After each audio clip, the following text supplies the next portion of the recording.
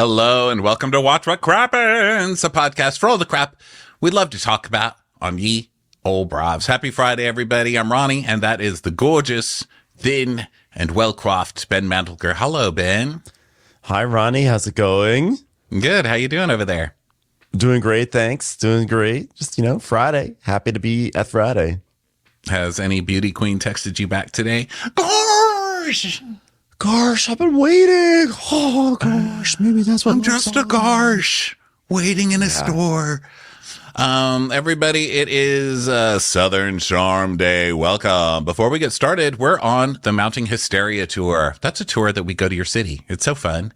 We're going to be in March. We're going to be in Cincinnati, Minneapolis, Toronto, Charlotte, Atlanta, Washington, Philadelphia, and then other places, including Boston, Detroit, Chicago, Austin, Dallas, Las Vegas, Los Angeles. Hasn't been announced yet, but I'm sure that's coming up. So check out our website, watchwhatcrappens.com, for ticket links and dates and all that good stuff. Also, if you want traders recaps, guess what? We do those. Yay! They're on our Patreon. And so are videos like the one that we're doing right now. So if you'd rather watch some video recaps, go over there to do it. Patreon.com/watchwhatcrappens, or just join our YouTube and you get it a week later for free. So what's going on with you, Ben? What's new in your life since yesterday? Well, just been exciting times over here. Watched some Southern Charm, watched some Traders, watched The Substance, really watched a lot of things in the past 24 hours, and they were all very visceral. So, that's basically what's new with me. What's new with you? Yeah, me too. It's been a visceral world over here too. I'm still reading Lonesome Dove. That is nothing but pure pain and gore and disgust. I don't know how that's one of the most romantic books of all our time, but I'm on the fourth book. I'm vowing to finish this book, even though I'm disgusted. And I watched The Traders UK, and that was really good. Loved it. And I ordered a laser thing online that gets rid of hair. So I've been waiting by the door, waiting for my laser thing to show up so I can start dehairing myself. I'm going to be smooth like a fucking seal next time you see me. Wow. Are you going to apply it? Where are you going to apply it? Everywhere. I want no hair everywhere. I want to look like a basic Wii character when I'm done. Wow. Okay. Well, that's going to be exciting. That'll be a smooth experience for you. Yeah, thank you. Okay, so that's my big news in life. Let's get on with this recap. Southern Charm, Season 10, Episode 12, Lost at Sea. Oh, poor Garsh. Poor little shepherd. Yeah. All he wants is real love with somebody that he's met 3 times, is 20 years younger, and doesn't live anywhere near him. Oh, poor guy. I did mention that I just watched The Substance, which, I was warned it's a really gross movie. And I swear, I think that it was only the second grossest thing I watched last night because I don't know, watching Shep just trying to just win back over Sienna. That one had me squirming way more than The Substance ever did. Yeah. I mean, no one even likes the title of The Substance that watches this show, because I feel like if you're any self-respecting woman, what you're trying to avoid from any man on this show is The Substance. Okay, just stay away from them. They're gross. They're all gross, including you, Craig, you fucking compulsive liar. But we'll get to that in a moment. So we start with horror music playing because JT is arriving in Bahamas, and JT's kind of divaing out, which I don't really like. I think he's too new to be pulling this diva shit of showing up late and leaving early and throwing fits and doing all of this. But he did lead to the only interesting things about the episode. So, Team JT for now. Yeah, I actually feel bad for the guy. I agree. He should just stick it through. That's the job. And there's always going to be uncomfortable moments. There's always going to be pylons. But I did feel bad for him. So then Molly, without pylons, freeways can't stay standing. So accept your pylon, JT. Yeah. And when he did arrive, last week we talked about how on this show they smash all the keys on the keyboard, and they did that in a song. They made it bloom, bloom, bloom, bloom, as he walked into Bahamar, which I appreciated. And then now we see everyone else like arriving back at the hotel because they were all on their afternoon adventures where we last saw them.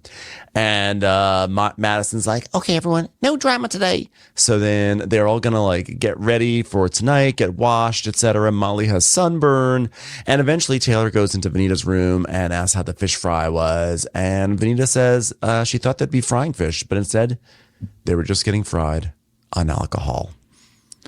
And she was like, oh my God, isn't it so cute? JT just texted me asking me about his shoes. And then she's showing the pictures of JT, showing himself posing in different shoes. And it's not cute. And why are you still even accepting text from this person? And why are you giddy over it? You're making me very uncomfortable at this point, Vanita. Okay. I know we make fun of your dog scenes, but I like you. I'm rooting for Vanita. I feel like we've always been rooting for Vanita, but you're trying me at this point. Yeah, I agree. So, Taylor, Vanita basically says that they vowed to have a night of no tomfoolery. And Taylor's like, I agree. And Vanita says, I just want everyone to get along and everyone is mad at JT. So I'm like, once we get over that hump, we could be great. Good luck with that. So then Madison's calling Brett, and Brett's also very excited. I swear they must have some charisma meter on this show because everybody on it is just brimming. She calls her man, and she's like, hi, how are you? And he's like, good. Good. Well, what you doing? Nothing. Just working. I miss you. How's work? It's hot, Madison. He's a fucking fireman. How do you think it is? Okay. So we are done with them, thank God. And meanwhile, she's like applying chocolate syrup to her lips. I was like, what is happening over there? She's like, tell me more, Britt. And like her lips are like this like dark black, like syrupy stuff on them. I was like, how is this going to blend together? And then when we see her later, her lips are just like light pink. So I felt like I was set up for a story that did not pay off. Well, now, like in modern makeup, the ladies put on many, many layers of crazy things, and this is an episode that really points that out. So maybe there was like a base of lip and then another thing for the lip and then another thing. Like when you were a kid and you would scribble with crayon on a piece of paper and then cover it all in black crayon and then scratch out pictures. They would be like multicolored pictures. Do you know what I mean? Did you ever do that? I didn't do that, but that's interesting. Lame.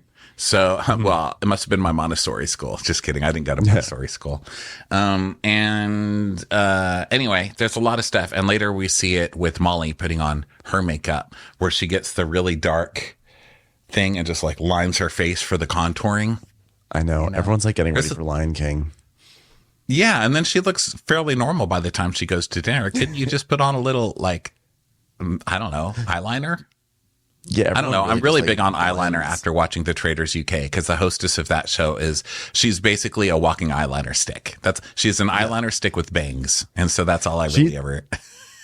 She is pretty much as close to a crow as a human can be. Like she has that jet black hair with the bangs, and she comes in, and I love the way she scolds everyone. But she's like very supportive, but then she scolds. Like during the challenges, she can't help. She breaks character all the time and cheers them on. But then at the round table, she's like, "I want you to think about this.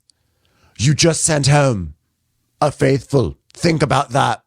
Think about it tonight when you're sleeping." I'm like, okay, I get it.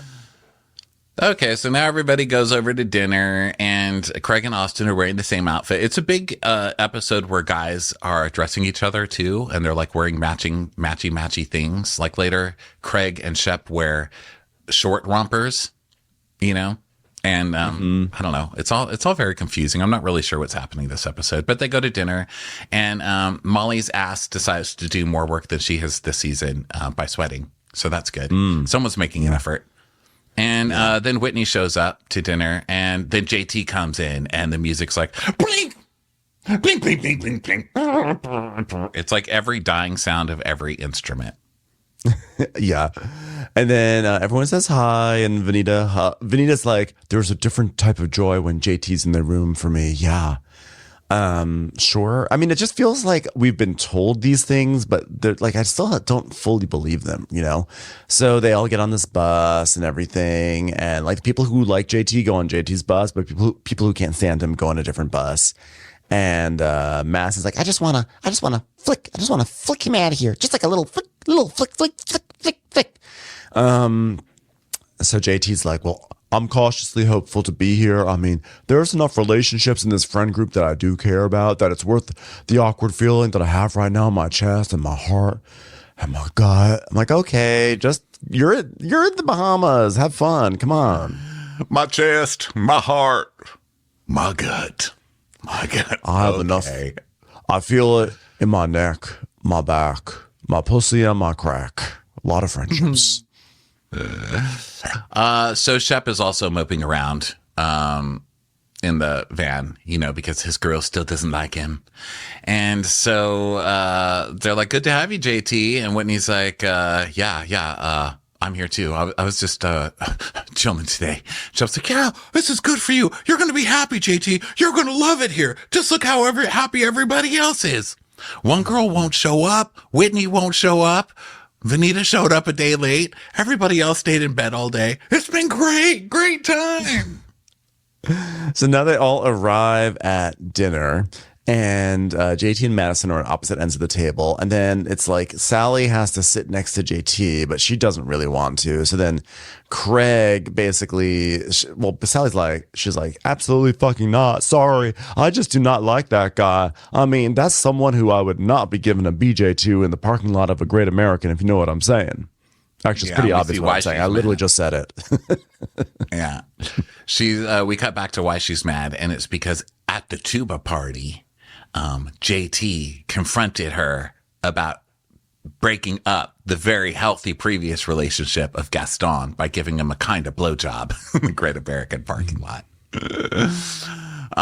So now, orders. Shep goes over to Sally and he's like, hey, I think we just, we click and she doesn't want to lose that. And I don't either. I'm talking about Sienna, just in case you're wondering what I'm talking about. I just need someone new that's not sick of me yet to listen to this bullshit act I'm trying to tell everybody. I'm a man who can feel love. So Craig tells JT, Craig has now taken Sal over Sally's seat because she doesn't want to sit next to JT. So he's like, I've been dealing with this all day. I'm just listening. And Sally's like, well, I think you deserve better, Shep. And I don't want to see you get hurt. I'm like, I don't know if Shep deserves better. I think he deserves exactly this. Like, after all the years that we've seen Shep on TV, this is the precise thing that his actions require. So he's like, I appreciate that. I'm a boy. And then Taylor just rolls her eyes. So then Craig's like, someone's like, well, don't worry. Sienna's showing up tomorrow. And Craig's like, he thinks she is, but she's not. It's very obvious she's stringing him on now. Okay. All right, Craig, you know what? You're not wrong, but you've been in a relationship for 1 minute. That doesn't make you a relationship expert. Just please be quiet. Craig's getting worse and worse with every episode. Yeah. And then Austin's like, Jesus Christ, man. And Craig's like, his head has been scrambled the entire time trying to figure out where they stand. Well, Craig has not one single ounce of empathy. Ugh.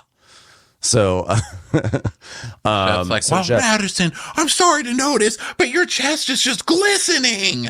And it's like, thanks. That was the point of buying them.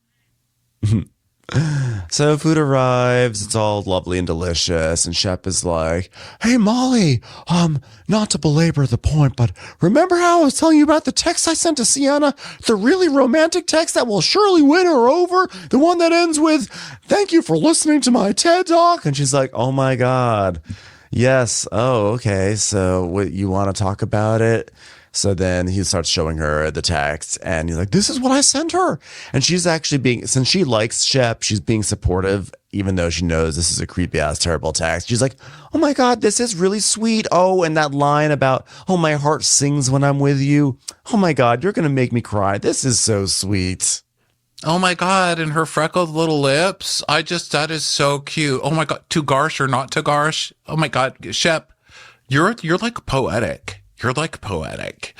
And Madison's watching. It's like, hey, ding dong, you got Molly right there who actually likes you, okay? I mean, why don't you shoot your shot with someone that's into you? Because she lives in the same town and he can't consistently cheat on her. And then he'd actually have to make an effort to be in a relationship. And the Sienna thing is fake anyway. I don't know what you people aren't understanding.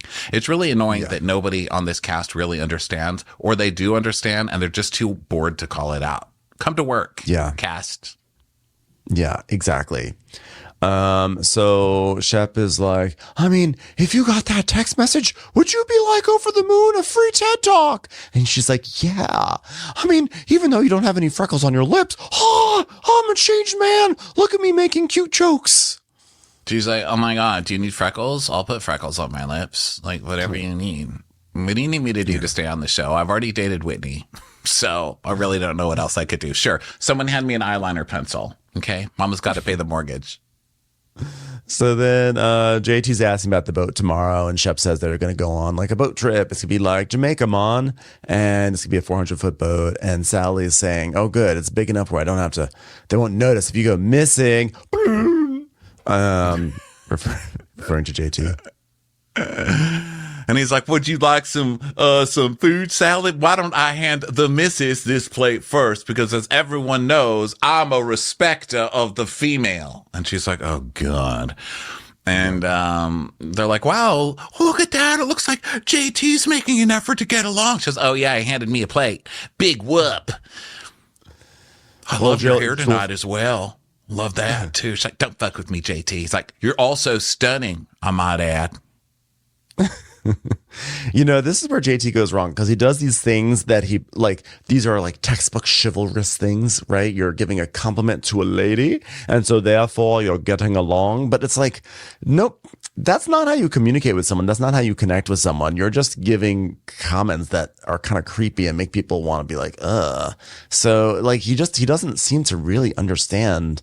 Like, he doesn't understand how to connect with the rest of his castmates, and that's his big downfall, among many other things. Not that there's far for him to fall, but either way. So Craig is also like, just general apologizing. Like, I don't think she needs you to hand her a plate of food and call her pretty. Okay. Yeah. I think that she's used to like homely dudes handing her plates of food and calling her pretty. Like, that's probably 90% of her fucking life in that town. Okay. She needs you to say, sorry for slut shaming you in front of everybody, especially a new group of friends that don't even really know you yet. Sorry about that. Yeah. Like, sorry I couldn't get laid by my dream girl, and so I turned it into a big drama about how you're being mean to her because I'm a complete fucking simp. But, you know, maybe I'll try to be better. You know, she doesn't care about your fucking sausage links, you douche. Yeah. So Craig's like, I think you hurt Sally's feelings, some of the things you said before. And JT's like, well, I think that sometimes I'll come to people's defense, and sometimes when I do, but you know, there's bullets are stray, and I got to work on that. And it's like, not just say that's sorry, man. Apology. Yeah. Yeah. He's stupid. So then Craig is like, hey, can everyone move down 2 seats to the left? And so everyone rotates because everyone thinks it's like a game or something. And Craig is like, oh, thanks. I just didn't want to be at the end of the table. He's like, I want to be in the center of all the action. So I'm making everyone else move for me. It's time for a commercial. It's time for a Crappens commercial. So Sally at least is trying to earn a paycheck. She's like, JT, don't you think it's a problem when there's like 4 people in here that you have to apologize to? And he's like, I can handle a little hot water for a while. I'm good. She's like, don't you feel weird about it? He's like, you know what? There's a lot to say to a lot of people, but I'd prefer that it's one-on-one. And I feel this with my heart, my soul, my gut, my ankle bones, my kneecaps. Feel it with every bit of my being. But how are you going to make room for everyone you've upset? Because it's a lot. Well, I'm trying to show respect to each of you by not bringing stuff up at the table. I'm like, that's showing disrespect because people's paychecks depend on being able to fight at a dinner table on a TV show. So it's totally disrespectful what you're doing. Yeah, and they're like, leave him alone. She's like, no, everything's on his term. I don't want to talk about it later. I want to talk about it now. And he's like, okay, that's fine. And she's like, fine, then don't talk to me. And Craig's like, but you see why it's not going to be fun to go out on a party boat if all of us have something to talk to you about? Like, why don't you just apologize to people? Well, I will say something here. Craig, it bothers me greatly that you lied and you offended Miss Patricia like that because I didn't say that word about her. Yeah, you did. You said she was a bitch at the cup when you handed her the cane. Craig, you're lying. It was loud and clear. And Maston's like, he would not make that shit up. He would not. I love when people come to Craig's defense and say he would not make shit up. He literally has lied for years on the show. He lied about his law school. What more do people want? Like, you can say that you like Craig. You can say you find him charming, that he's grown, but you cannot say that he would 100% not make something up. He is the one most likely candidate of everyone on the cast to make something up, to fabricate something out of thin air.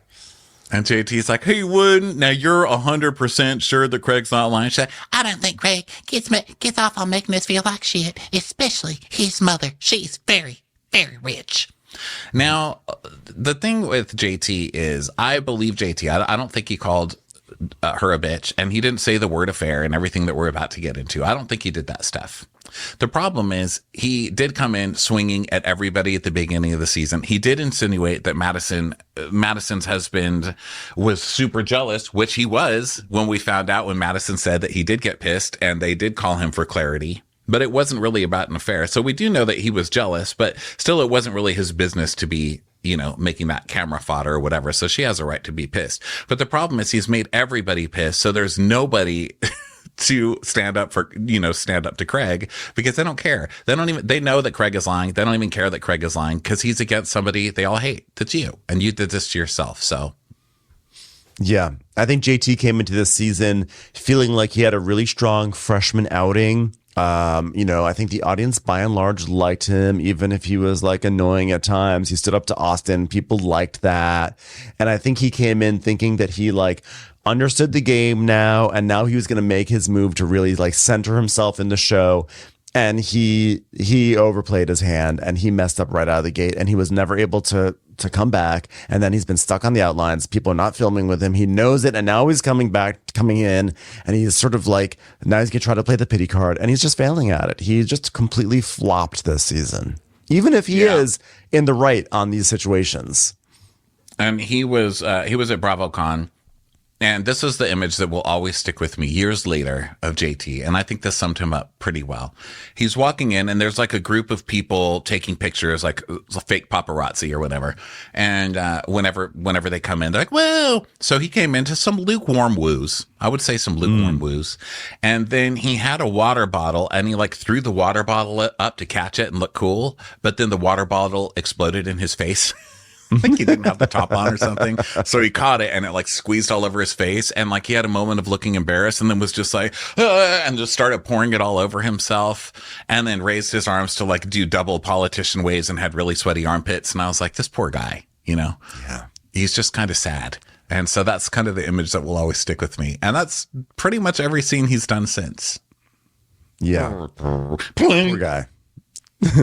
So then Craig is like, Shep was there. He saw you call her a bitch. No, you're living in alternate reality, Craig. Shep, back me up on this. And Matt's like, Shep, what are you going to say about that? Shep's like, well, Garsh, you heard it from Sienna's pretty little freckled lips first that I didn't hear that. I'm on record set by thing. I did not hear that. And so, hey, we have a gay person here. Let's have him say something gay. Cut to the gay person. And so Rodrigo's like, I'm shook.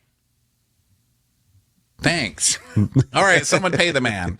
So Taylor's like, that's one thing I don't believe, because JT's not the type of person to ever you demean a woman. Well, except when he slut shames one for kind of giving a blowjob. And Vanita's like, that's why it's hard for me. And by the way, Vanita, this is your buddy. Why don't you help him out? Vanita's honestly very quiet for someone that's her friend and everything, Well, the cast doesn't talk to Vanita either. So I don't think she's really in a power position where they would listen to her either. And I think she knows it. I think she's barely hanging on with this group, she doesn't offend anybody, but nobody hangs out with her either. So I think she feels like her position is tenuous enough, and it's already bad enough that she's kind of tied herself to this monstrosity this season, but who knows? So she's like, yeah, this is really hurting me. And Taylor's like, well, there's one thing he would never say, and he would never say the B word about her. So Craig's like, did you not say something about Austin too and Audrey? Yeah, but he hates them, and Austin hates him, so who cares? We need to separate all of the issues and not make them one big issue. Yeah, Craig is just trying to come for is just trying to come for JT, you know? And you said shit about Madison and her husband, and you made fun of like the FaceTiming thing on your vacation. He's like, I didn't say that. I didn't make fun of everyone. It's like, okay, dude. She goes, did you say the word affair? No. And Craig's like, well, I stand by everything I fucking said. So JT's like losing his mind because he's lying about that, you know?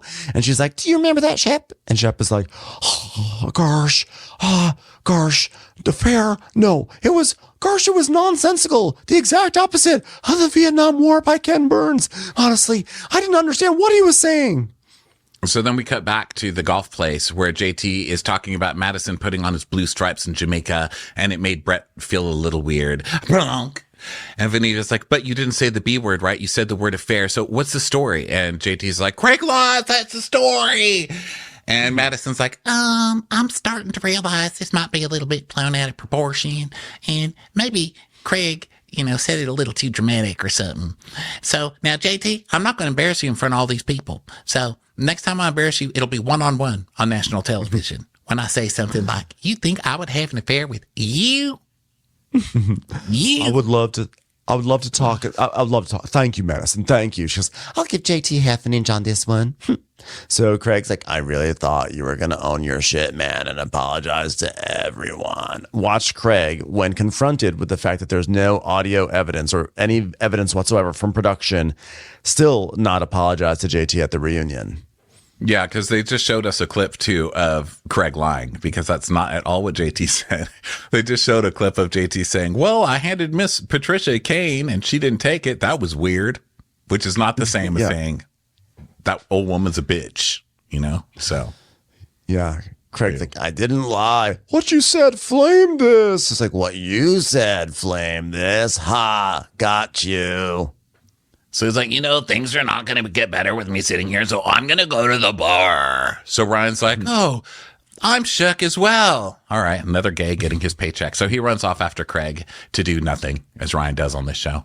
And JT's like, Jesus Christ, that's why I didn't want to get into it. And Craig's just like, this is like the Twilight Zone. Yeah. So then basically Shep is trying to give JT advice. Like, hey, man, calm and collected gets the point across. Well, you were off the fucking rails. Like, why though? Why, JT? And JT's like, well, Craig gaslit shit, dude. He's like, but hold on. Like, no, he gaslit him. He gaslit you. He gaslit me. This guy's out of fucking control. He's making me seem crazy. Yeah, but like, you've had so many opportunities to come in and be like, wah, and be cool and be chill. But it seems like every time you just like shit everywhere that you step. It's insane right now. Hey, but Austin, if you're going to talk like that, why don't you talk that way to Craig? I mean, how come you only talk like that to JT, but not to Craig?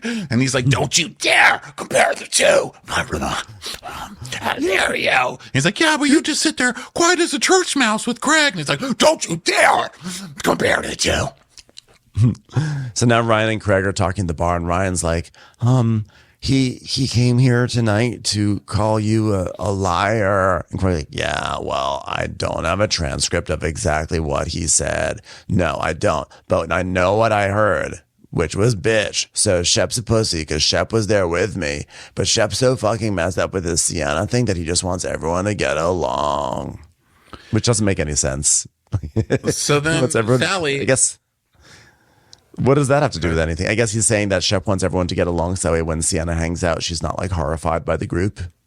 I guess, but she's never going to hang out, so it shouldn't really matter. And, I had some doubts before when this first came up because I was like, well, maybe JT said in a separate conversation, Patricia's a bitch and used the word affair or something. Maybe it was off camera, but now Craig is specifying, no, it was that day when Shep was there. And we just saw the footage of him not saying that. So stupid Craig. So then back at the table, Sally is also mad at Shep. She's like, I'm just confused. Like, why you've got JT's back when you've been friends with these guys forever. He's like, I don't ever hold back. I'll tell you how I feel. And Austin's the one who holds back. Okay. And now he's going for it. And Austin's like, that is a different animal. How dare you compare that to?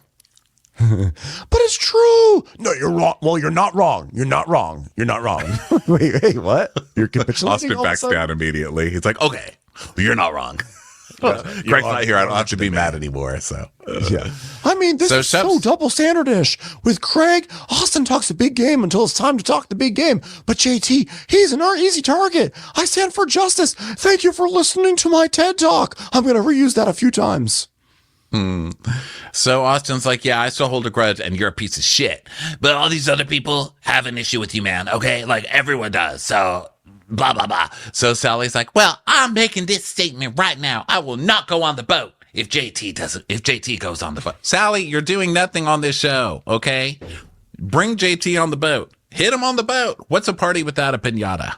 Okay. And I guarantee the producers are going to pick JT over Sally because JT is in more conflict right now. So enjoy your time hanging out by the pool. So Austin's like, oh, you're a little weasel fuck, JT. Blah. So JT's just like, Austin basically says that, like, you know, JT doesn't care what people have to say. And JT's like, oh, Vanita, weigh in, please. Come on, Vanita. And Vanita's like, I can't. She's like crying.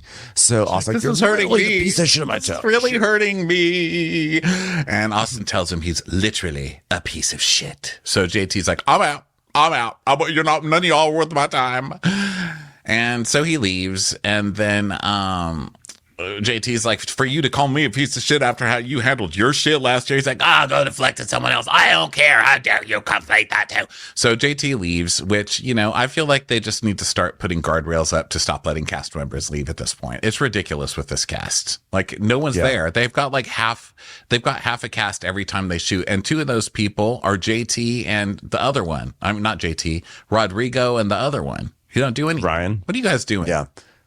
So Shep goes over to the bar and he like startles Craig. And Craig's like, I've never done anything with ill intent. I'm like a little disappointed in you, man. You were there. And Shep was like, no. Garsh, we're in a good place. I'm a good little boy. And I don't want to interfere with that. No, I'm not upset with you. I just wish you would have been like JT. You were wrong that day. He's like, but no, there's no reason to be upset. I know you're not upset. And Ryan's like, let him dig his own grave. That was a good one, guys, right? Guys? So do you think Craig actually believes his lies, or what is Craig doing? Do you think I think Craig believes it. I think Craig believes it because I think Craig hears things that aren't always true. I mean, he's always been someone who's played telephone. And, you know, he believes that he heard this, but he's wrong. And the fact that he has such conviction is like annoying because it's like, you do this all the time. You didn't hear it right. My theory is that he knows this didn't happen and he's just using the word bitch because he knows that that'll be an automatic block, you know, for the group anymore. And he's using this language because they had all agreed to get JT off the show because nobody liked him. And now people are waffling and he's mad at Shep because he's not just sticking with the original bullshit. But who knows, really? I mean, I'm honestly just theorizing because nothing's happening on this show. So now JT goes to sit in the van, which is hilarious that they're like, okay, you want to leave? Well, we're not going to drive you anywhere. So he still has to be there. And Craig's like, oh, yeah, well, look, Madison says something like, well, anybody who's friends with JT can go in there, but I ain't going in there. And Craig's like, yeah, well, JT's best friend Shep is going in there. So now we're in divided vans, and Craig's calling Shep a pussy for being nice to JT. And Taylor's like, well, JT has like a ton of shit he needs to work on. And we all know that I would move in with those people for a good solid few years before I ever say anything. So Craig's like, yeah, that's why we're trying to teach him. But there's one thing that I do not think that I don't think he would talk to a woman that way. That's not the crux of the issue. Why you and Shep have his back with this is nuts. I don't trust people that can't apologize. He didn't say sorry one time.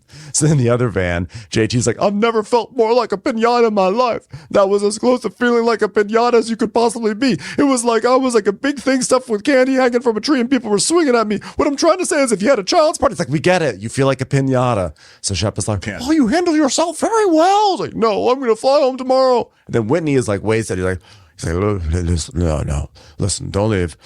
Have a sensible conversation with Madison. It's like, can someone get Whitney some hot coffee or something? He is wasted on this bus. Whitney's always wasted these days. And he's like, yeah, he's like just slurring more than ever. Yeah, they have a sensible conversation with Madison. You know, she's the most aggrieved. Whitney, you can't yell at everybody else for not showing up to the workplace when you barely show up either. You've been off all day too. So JT's like, I'm done. I'm eviscerated. I've got no guts left in my body. This town will realize what it once had once it no longer has me. You shall remember my statue in the parks, but it shall never move because I have been aggrieved. All right. And Vanita's like, are you mad at me? And he's like, I just like, let's just talk later. Oh. So basically Whitney's like, let's go and gamble. So everyone heads off, and there's like funniness in the hotel, you know, getting smashed by elevator doors and things like that. And the girls are hanging out in the girls' suite, drinking and having fun. And Vanita, she gets into her pajamas and she slinks over to JT's room and she knocks on the door. And he's like, no cameras. And then, but she goes in anyway without the cameras. The door's shut, and then there's fireworks. And then we go to commercial. So I was like, okay, it's the old rope-a-dope where she goes in and then they just have a talk about everything and they try to make it look like sexy times. That's what I thought, because that's what they always do. Yeah. So then the next morning, the guy's room is just disgusting because it's guys, you know, and one of the sinks is just running. we don't ever really. Yeah. I was wondering what was up with that. I don't know. Running sink. Yeah. So then Vanita had the most giant piece of food that she was eating. I was like, wow, what is this local delicacy? I couldn't figure out what it was. I was like, is that a corn cake? What is that? It was a bagel. It was just gigantic. Yeah. I was like, they have bagels in the Bahamas. It was very enormous. And they actually they sort of paused. They timed the music. Like if the music was, you know how they always have these sort of slinky sounds on Southern Charm where it was like, glink, glink, glink, glink, glink, glink, glink. And like on the last glink was when she finally took her bite. She was like slowly bringing the bagel up to her mouth. It's like a glink. I hope it was a good bagel. I really like when they get into their Peter and the Wolf mode on this show with the music and the orchestra and stuff, because they've decided that JT is like the bassoon or whatever. Yeah. Because everyone else is like a high, like bum, bum, ba-dum, bum, ba-dum, and then it gets to him and it's just like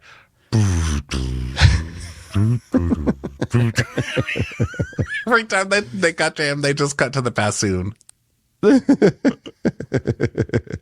Oh man, to be the bassoon. Yeah. So Vanita, the producer asked her like, what happened? So I'm expecting her to say, well, we talked and I tried to convince him to stay, but he was really sad. No, instead she goes, well, I literally straddled this man and said, don't act like you don't want this as bad as I do. Oh, and God. It's like, Vanita, that's actually poor form, because he did say he has a girlfriend. You shouldn't do that. Like, I know it's ultimately up to the man, but like, come on, Vanita, you shouldn't do that. Yeah, that's not cool. And also, it was like a dinner that he just got completely, eviscerated at, and he was all sad and left, and he's like, needs somebody to talk to, and she straddles him and is like, give it to me. I mean, geez. So he's like, well, I think I made it pretty clear that when I removed her, not once, but twice, off of me in my bed in the Bahamas, because I have a girlfriend. But he's also like, can you believe it? A hot girl straddled me. Like, what the hell? I know. He's like, you do this on camera? Yeah, and she's like, for him to come out and say, like, listen, the feelings that I have, the feelings that you have for me are the same, and I have for you, but stronger.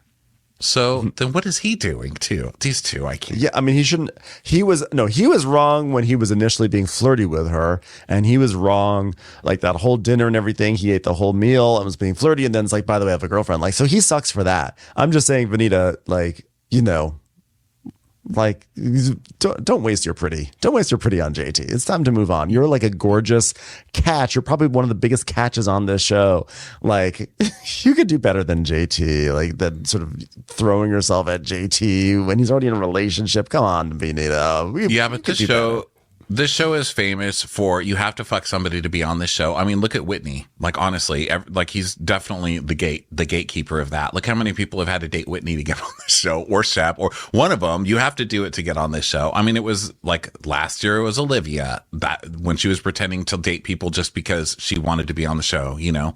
And I guess that's what they consider the show to be about. It's kind of like Below Deck, where they're like, well, somebody better try and fuck this season or we don't have a show. You know, right? But it's just like it's kind of ruining the show because it's happening now with almost every couple that's on it, you know, and it's just like cringy to watch. So, but I didn't understand why she said for him to come out and just say, listen, the feelings that I have, the feelings you have for me are the same I have for you, but stronger. The feelings you have for me. So he's saying, so he is kind of still leading her on, right? I don't know. Well, if he says the feelings you have for me are the same I have for you, but stronger, it's like we have feelings, but you have stronger feelings for me. That's his way of saying, I think you like me more than I like you. Yeah. So he's like, I mean, look, you're down, you're out, you're sad, and you got a beautiful girl throwing herself at you, and you're like, no, please, I can't. I mean, I'm just trying my best here, guys. Wow. So Vanita's like, yeah, he was just like, I can't do that. I'm supposed to be in a relationship. I'm supposed to be dating this girl. I can't. And that was my cue of like, got it. I'm like, girl, your cue came a few episodes ago. Yeah, so you had your cue. And the weirdest part is she's telling this like it's the cutest romantic story. She's like flipping her ponytail around and like smiling in the diary room. It's weird. I don't like it. Vanita's had just a series of swings and misses this season, from almost drowning to trying to land JT. Ugh, poor girl. So now Madison tells Sally that JT wants to meet up. So Madison's like, well, I know I've gone super hard on JT for this, but we were friends at one point. You know, I did lower my standards at one point in my life and let him in. So Sally's like, so you're going to call? You're going to meet him in person? She's like, I think he's going to come by. So then meanwhile, Shep comes She's downstairs. like, I ain't going over there. He better come over here. I'm not walking over there. Commercials. Here comes one right now. So then we go to the guy's suite and Shep comes down just looking like shit and gets in bed with Craig. And he's like, I saw your calls. Thanks for looking out. But I spiraled last night because I'm just a person who wants love. It's not because I'm still the crazy alcoholic that you refused to be friends with last year after I got kicked out of BravoCon, right? And Craig's like, well, yeah, basically we went to a casino. Shep got kicked out of the casino. And he was so drunk he couldn't stand up. And then we went to the room and he still wasn't there. And we couldn't find him. Dun, dun, dun. Then we hit an air tag. And the air tag said, this man is too depleted of life force to locate. I'm sorry. Yeah, basically Craig is like, Shep is like, yeah, well, I guess I had a rough night. I guess I woke up on a chair by the beach. I mean, that was fine. Nothing happened. Yeah. So he basically got wasted, got kicked out of the casino, wound up wandering on the beach, passed out in a chair.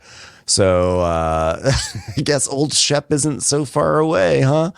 So he's like, 2 nights ago, I was completely fine, though. And I was just like trying to process a lot. And I think yesterday, it just all hit me. So, when you guys were like, leave your phone and let's have fun, I think I took that too seriously. So it's your fault. You guys made me get wasted. Yeah, but you know what? This isn't healthy. Like, you slept on a beach chair because of her, Like, you don't want anything to do with that. He's like, no, what? It's just Craig. You have this stance. You're like, this is what's right. Sleeping in a bed, not getting kicked out of casinos. I mean, who even are you? How do you live like that? And he's like, but, like, everything you're going through, like, is her fault. Because, like, if 3 weeks ago you planned this trip, those feelings were the same, like, we'd be one big happy No, it's not her fucking fault. Oh my God, this fucking weirdo. So Shep's like, I'm just so in love. I know nothing about her, but gosh, I love her. She has lips with freckles. Have you talked to her today? No. If she comes to the boat, then great. Well, that's what it is. Like, you get to spend another day with her, another day, and you get to see what it looks like at the end of the day, right? So meanwhile, JT goes over to Madison Madison's room, and he has a little red box as a gift. And he's like, "Hey, can you give me another pillow? Sorry, I got a bad back, diabetes, bad back. I'm getting old. Hey, so thanks for giving me that pillow. It's the nicest thing you ever done for me. Don't get used to it. Yeah, well, it's the little things. Anyway, I want to give you this to give to Whitney. It's a very nice box of cigars, but I got this from Miss Patricia and Whitney after Craig made that bullshit up. But you can smoke them if you want." It's like, I'll keep him. Which I liked.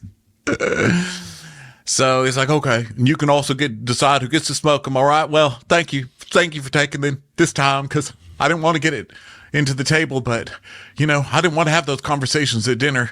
But thank you for volunteering to talk to me. Just where do I start to dive in? I'm sorry I brought up that FaceTime call that you actually made to Craig, and that was a huge mistake.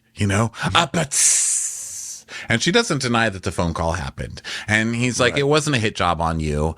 And she's like, "Well, that hurt my feelings." And he's like, "Okay, wait, hurt your feelings? Because didn't you hear what I said? You heard what Craig said that I said. I mean, this was a conversation for us. And, now we're stuck in Craig's telephone game of bullshit. And it's fucked up. And I want our relationship back. Okay?" And she's like, "Mm-hmm. I just want this friendship to work. Okay? I chose the best of 2 pairs of shoes last night, and I was eviscerated to my core." So Madison's like, "Well, I'm glad that he got to say his piece, but we can move on. I am done with this." He's like, "Well, thank you for your audience, and I hope you guys have a great day on the boat, because I shall not be there." And she's like, "You're not going to show up?"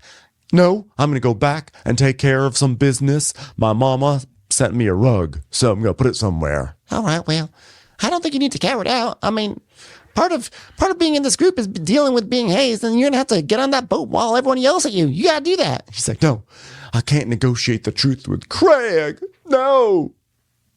Yeah, so he's going to wuss out, which kind of just destroys the whole season, basically, because there's literally nothing. So then the girls are talking about it, and they're like, "What happened?" She's like, Nothing really. I mean, got some big fat cigarettes to smoke, I guess. I'm like, "Well, I guess he's just trying to be civil." She goes, I don't know. I'm bored. I can only imagine how the audience feels. And they're like, I almost feel bad for him. Plunk. So now Craig, the relationship expert, gets his completely uninterested girlfriend on the phone to lecture Shep. Yeah. He's like, Hey, chicken. "Wait, wow, you guys look like you have a really sick place." "Thanks, it is sick, but I need your help talking to Shep." So, Shep is like, "Oh, okay. Yeah, what do you guys have to say?" "Well, I told Paige a little bit about last night," and Paige is just like laughing because she's just like, this man is so pathetic, all of them. And so Shep is like, "Well, it's just been hard, Paige. I'm sure you can understand." Well, the only thing I will say is, especially with long distance, if it's already shaky, it's only going to get shakier. Like if you're in long distance and you think like one person, if it's been like 2 years and they still haven't moved to your like bucolic little suburb in the South, then like you have to get the point and like realize it's just like never going to work out. Do you understand? If she's that not breaking up with you now, she's just waiting till between seasons, so she's not hazed as hard on Twitter. So that's what you need to understand. Well, here's what he's hung up on, because he's like, "How could someone tell me that they loved me 3 weeks ago and now act like this?" I don't even believe that she said she loves you, unless it was like in that very casual, like, "Yeah, sure, love. Yeah, I love being with you," or something, that he took it the wrong. Because we already saw Shep bullshitting last week where he's like, "She said I was going to miss you." Cut to her going, "Well, I don't know if I'm going to miss you," or whatever she said. Yeah, that's the thing. Shep has not been a good character witness either. I mean, I do believe him with the Craig thing because we have cameras to back it up. But like Shep literally made up some sort of fictional thing that Sienna said, "I love you." So I don't know what's up with that, but it's been like 3 weeks ago, as far as I can tell, was when she went off to Africa and came back and like didn't speak to him the entire time and basically ghosted him after that entire experience. So like it's been pretty obvious for a while now that Sienna's not so into Shep. If anything, it seems like Sienna, after her trip to Charleston earlier in the season, that's when she started to pull away. She was like, oh no, I don't like this at all. Yeah, this is not going to be for me. Yeah, he's full on pretending I'm his girlfriend without even telling me. It's fucking weirdo. Yeah. So Paige is like, Okay, listen, things change. If she's not texting you back, she's not trying to sleep with you every night, she's not trying to hang out, she's not trying to introduce you to her family. Now listen to this. Craig, you too. I don't like you. Craig's like, She doesn't wow, like you. I can't believe Paige just called Miss Patricia a bitch. He'll try it. Shep, Watch next season. He'll be like, Oh my God, Miss Patricia, I should have known Paige was wrong when she called you the C word. well, I never. Randy's getting extra lashings for another month. yeah. So Paige is like, look, I'm going to tell you something that my mom used to tell me all through my 20s. You're going to meet a man named Craig one day, and you'll be able to do better. So ride that wave while you can, and then move on from the Pillow Man. Also, if people like you, you'll know it. She doesn't like you. Am I done here? Do I get paid for this? Let her go. Okay, chicken out. So now Molly is getting into a dress, and Ryan's hanging out with the girls, and everyone's getting ready for the boat. And Shep, they're heading to the boat, and Shep gets a message from Sienna that surprise, surprise, surprise, surprise, surprise, surprise. Hey, you're not sure I'm gonna be able to make it to the boat. I'm running late. Sorry. So like, so we all knew this text was going to come. And although I have to say, at this point, I am kind of feeling like, Sienna, you got to cut the cord here. That you are kind of like, everyone can see, everyone at home, everyone in this group can all see you don't like this guy. And we support you not liking Shep. But now at this point, it's time to be like, just say, hey, I'm not interested in doing this anymore, which I guess is what's going to happen. But she tried to have the conversation with Shep, and he refused until they were on camera. And so now she knows what he's trying to do, which is make her look like a villain and him look like some sweet, innocent little boy. So I think she's just trying to avoid it until he's back home and she can dump him properly, You know what it is? It's like, and do like it a worked. proper Even though ghosting. it's completely obvious what he's doing, it's worked. I mean, people on the internet are like, fuck that girl for hurting poor Shep. Yeah, well, I'm still on Sienna's side, but I kind of feel like you should just do like a proper ghosting. So like, don't commit to going on the boat ride that you're not going to go on. Just say, I'm busy this week. I'm washing my hair. So he's Or like, no, like it would be nice to pull a real ghost where you're like, what do you mean? I'm on the boat. What do you mean you don't see me? I'm right here. I'm holding your hand. I've been here all this time. So he's like, wait, well, what's your ETA? We'll hold the boat. We'll stop everything. We won't go on the seas. And she's like, basically like, no, I'm going to be really, I'll see you tonight. I'll see you tonight. I'm minimizing my Shep time. Please go. Stop texting me. Yeah, so everybody else has decided to just leave Shep because he's pathetic. Well, mostly Craig. He's like, we're leaving. So they go to the boat instead, and Shep is like, what a predicament. And then they're deciding that they're just going to fucking leave him because they're sick of listening to him. And now Whitney is also not coming because, no one in this cast comes to work whenever they don't want to. And they're like, yeah, he's a vampire. So Molly's like, I mean, I don't even get it with JT. Like, I'm trying to be nice and just be like, I'm going to try and understand. But like, he knew what he had to do and he can't even apologize. So whatever, he can fuck right off. Yeah. So Sienna replies and says, I don't know how late I'm going to be. Why don't I just see you later at dinner? So then Shep tries to call her. And of course she doesn't take the call. Like, I mean, I'm cringe. Everything about this makes me cringe for Shep. Like, oh my God, she doesn't like you. Why are you now calling her on top of that? Why are you being so clingy and needy? Stop it. So, so everyone's getting on the boat, and Craig is like, he's in his 40s. He'll make his own decisions. All we can do is lend our opinion of it. And if he takes it, he takes it. And Taylor's like, yeah, at the end of the day, you got nothing for nothing. He's going to do what he wants to do. And I can tell you this much, what he's going to want to do is not own his emotions. Oh, what are you talking about? He's over there like rolling around in them. Yeah. He's like trying to get anybody to believe that he has them in the first place. So Shep just writes her back, Garsh, I really wanted you to come with us. We could have done the Titanic thing on the front of the boat, except you would have been the one to drown and die instead because I'm rich. But still, whatever. I guess I'll see you back at the hotel. Garsh. So he walks to the boat like as slowly as possible. And by the way, he's in a bright pink matching shorts romper. Yeah. Makes this whole thing much funnier. And he just is like, his sad walk is so sad. He's like, oh, gosh. Like that, those hands are flapping more, swinging really sadly, and his head is hung down. And everyone's watching him approach the boat. And everyone's like, oh, Shep, oh, look at the walk. Sad little walk, And so he comes on board. And they're like, oh, Shep, and they're hugging him. He's like, gosh. And Sally's like, I mean, I feel bad looking at him because, he does look so sad, but he'll get over it. That's life. Yeah. I might have suggested the first step, find a parking space at Great American. That's right. Matt's like, hey, Molly, go kiss him. Go kiss him, make him feel better. So Craig's like, look, I want us all to have fun because that's what you do when you break up. Although I'm not sure you really broke up because you had to be together in the first place. But you know what I'm saying. Yeah, and then there's a record scratch because Taylor's like, gross. She turns around. She doesn't like that. So then Austin goes to talk to Shep, and, they're trying to make him happy, but it's not really working because, Shep's just so sad. So then Sally checks in. Then they get in the water, and Shep's like, I wanted her to come, but she's running late. So I just texted her and said, meet me back at the hotel. I mean, but this was her idea. This whole trip was her. It just makes no sense. Yeah. So Matt's like, oh, good God, could someone get him a drink? So Shep is like, I'm just going to have fun. That's what I'm going to do. I'm just going to have fun. So they get to they're going to go to Rose Isle. So Shep is like, my island. No man is an island unless they have one. So they go there, and there's funny party times on the boat and everything. And then, if your hand is on the pole for 3 seconds, the rule of the boat is you have to do a dance on the pole.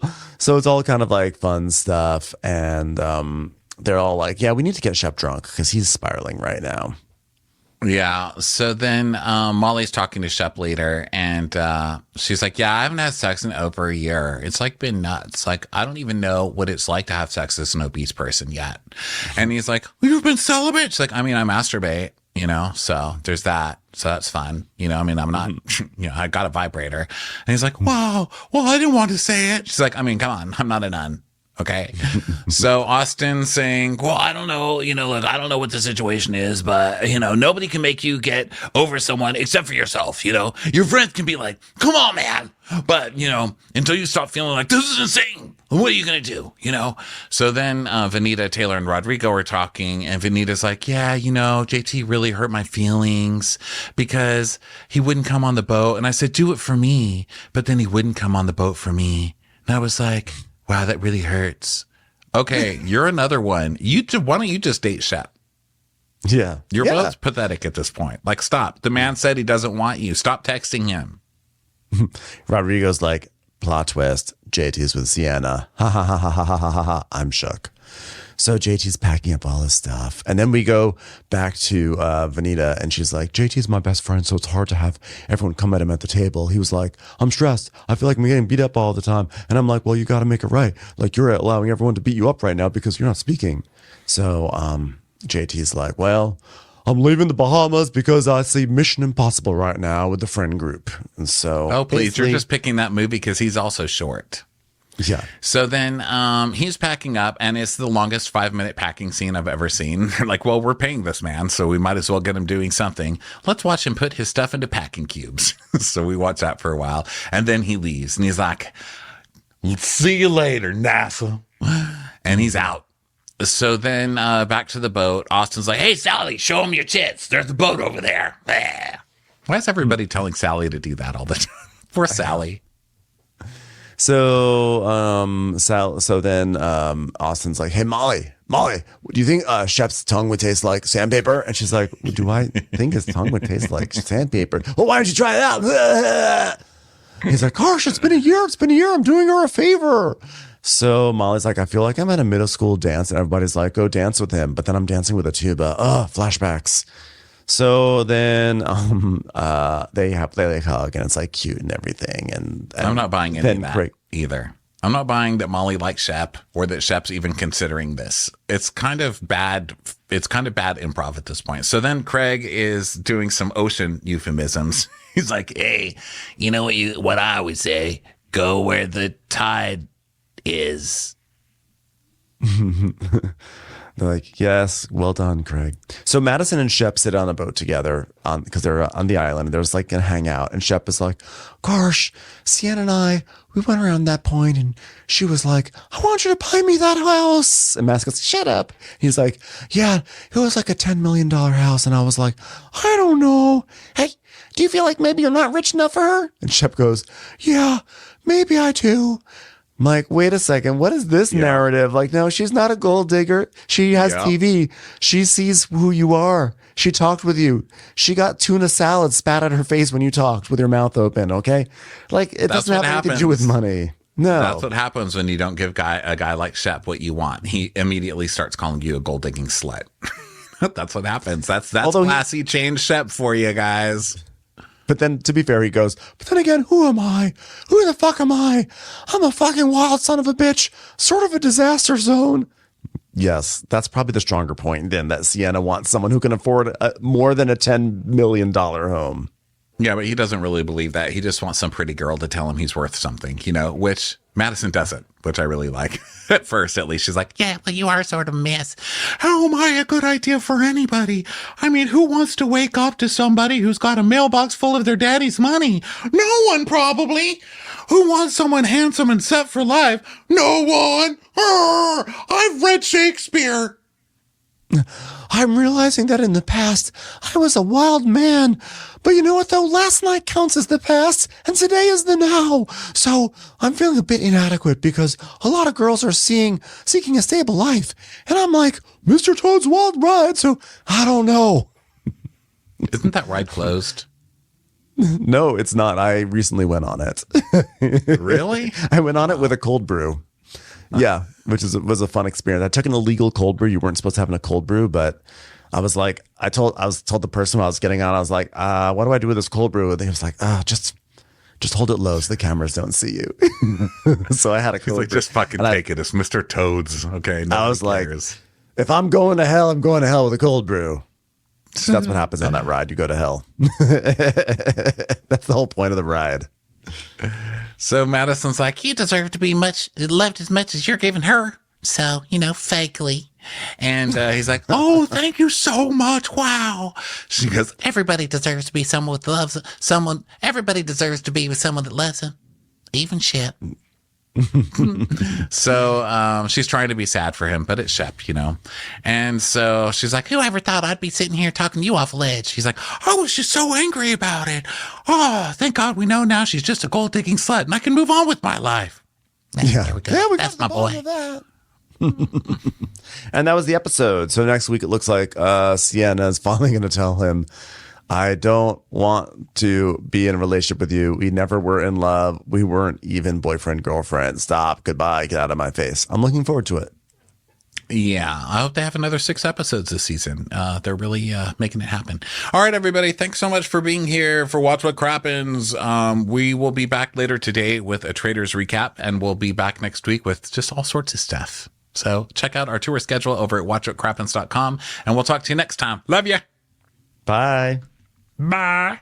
Watch What Crappens would like to thank its premium sponsors. Ain't no thing like Allison King. Our way is the Amber way. It's the Foster and the Furious. It's Amanda Foster. It's always automatic with Ashley Auto. Ashley Savoni, she don't take no baloney. Put your hands together for Carly Clapp. Catherine DiBernardo has our hardo. Get on the right foot with Chrissy Offutt. Dana C. Dana Do. We never miss her call. It's Diane Call. Erin McNicholas, she don't miss no trickolas. Jamie, she has no last namey. You'll never hide from Heidi Eleanor Jones. I go, you go, we all go for Hugo. Hava Nagila Weber. We could all learn from Jennifer Kearns. She's our kind of mess. It's Jennifer Messer. Sip some scotch with Jessica Trotch. Knock, knock, knocking on Katie Manock's door. She's our favorite streamer, Caroline Peacock. Kristen the Piston Anderson. Get a bee in your bonnet with Lacey B. Rigging the funk, it's Leslie Plunkett. She gets an A from us. It's Lindsay D.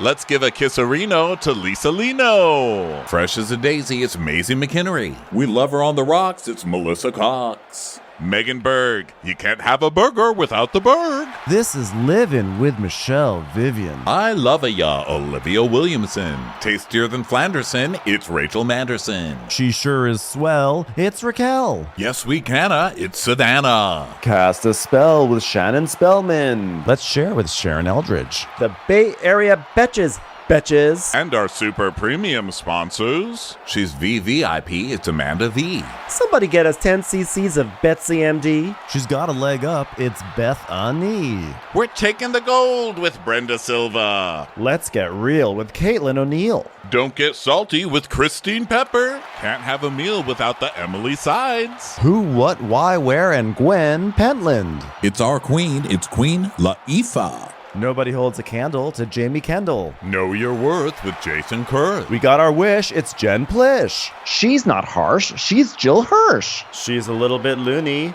Junie. My favorite Murdo, Karen McMurdo. We love him madly. It's Kyle Pod Shadley. We're ride or die for Lisa Ryder Barron. She's a whiz. It's Liz Sarthy. Always killing it. It's Lola Alkalani. The incredible edible Matthews sisters. She eases our woes, it's Melissa St. Rose. Give him hell, Miss Noel. She's the queen bee. It's Sarah Lemke. Shannon, out of a cannon, Anthony. Let's take off with Tamla Plain. She ain't no shrinking Violet Kuchar. We love you guys.